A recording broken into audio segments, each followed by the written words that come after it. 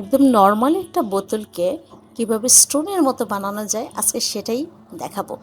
আমি লুশনের একটা খালি বোতলকে ভালো করে ক্লিন করে আর উপরের অংশটাকে একটু কেটে নিয়েছি। তারপরে সেটার মধ্যে আমি গ্লুয়ের সাথে অল্প একটু পানি মিশিয়ে পুরো বোতলটাকে আমি কাগজ দিয়ে কাভার দিয়ে দিব। কারণ কাগজ দিয়ে যদি আমি কাভার না দিই তাহলে প্লাস্টিকের উপরে যেটা দিয়ে কাজ করব সেটা বসবে না। তার জন্য আমাকে কাগজ দিয়ে অবশ্যই এটাকে কাভার দিতে হবে।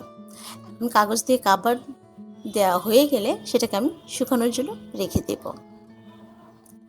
এখন শুকানোর পরে এই তো আর এখন আমি একটা ওয়ালপট্টি পাউডার দিয়ে একটা পেস্ট বানিয়ে নিব। সেটা কিভাবে বানাবো সেটা আমি দেখাচ্ছি। ওয়ালপট্টি পাউডারের সাথে আমি কিছুটা গ্লু নিয়েছি আর অল্প অল্প করে পানি দিচ্ছি। একবারে বেশি পানি কিন্তু দেওয়া যাবে না, তাহলে সেটা বেশি পাতলা হয়ে যাবে।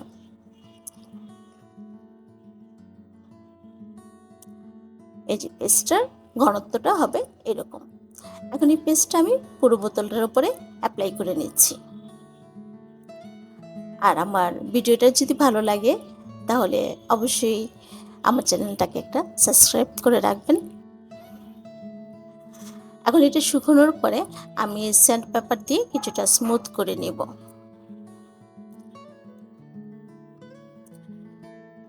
তারপর একটা কাপড় দিয়ে এটাকে ভালো করে ক্লিন করে নিব, নয়তো ক্লিন না করলে ওয়ালপট্টি পাউডার প্রচুর রং খায়। এখন আমি ওয়ালপট্টি পাউডার দিয়ে একটা ডো বানিয়ে নেব। ডোয়ের মধ্যে আমি কিন্তু কোনো প্রকার গ্লু ইউজ করিনি, আমি শুধুমাত্র পানি দিয়ে সেটাকে করছি। আর এখানে পানিটা হবে একদম অল্প অল্প। এখানে আরেকটু ওয়ালপট্টি পাউডার লাগবে, আমি নিয়ে নিচ্ছি। ডোটা হবে এরকম, আমরা যখন আটার রুটি কিংবা ময়দার রুটি বানাই যেরকম স্ট্রাকচারটা থাকে যতটুকু ঠিক তেমন। এই যে এটা ডোটা হবে এরকম। তো এখন আমি বোতলটার উপরে এঁকে নিচ্ছি কিছুটা।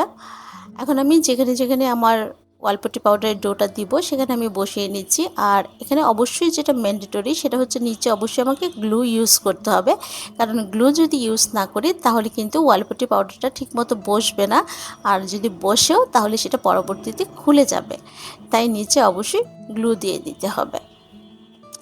এখন আমি আমার মতো করে একটা ডিজাইন দিয়ে দিচ্ছি।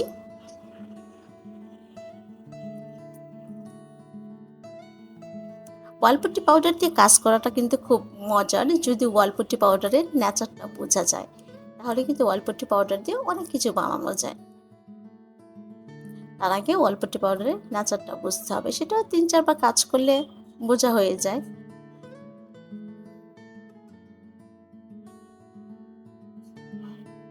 এখন আমি যেখানে যেখানে আমার দেওয়া দরকার সেখানে সেখানে আমি দিয়ে দিচ্ছি।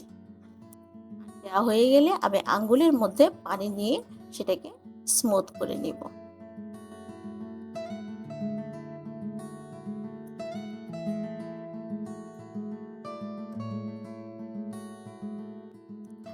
আর এটা শুকানোর পরে এখন আমি এটা কালার করে নেব। আমি প্রথমে একটা কালার করব, তারপর সেকেন্ড বার সেটা শুকানোর পরে আরেকটা কালার দেব। কালারের ক্ষেত্রে আমি সবসময় 2 বার কালার করি, অনেকে একবার করে, বাট আমার কাছে 2 বার করলে কালারিংটা ভালো লাগে। তো প্রথম কালারটা শুকানোর পরে এখন আমি সেকেন্ড টাইম আরেকবার কালারটা করে নিচ্ছি। সেকেন্ড কালারটা আমি হোয়াইট, ব্ল্যাক, অল্প ব্ল্যাক আর অল্প একটু রয়্যাল ব্লু ইউজ করে তারপর দিচ্ছি।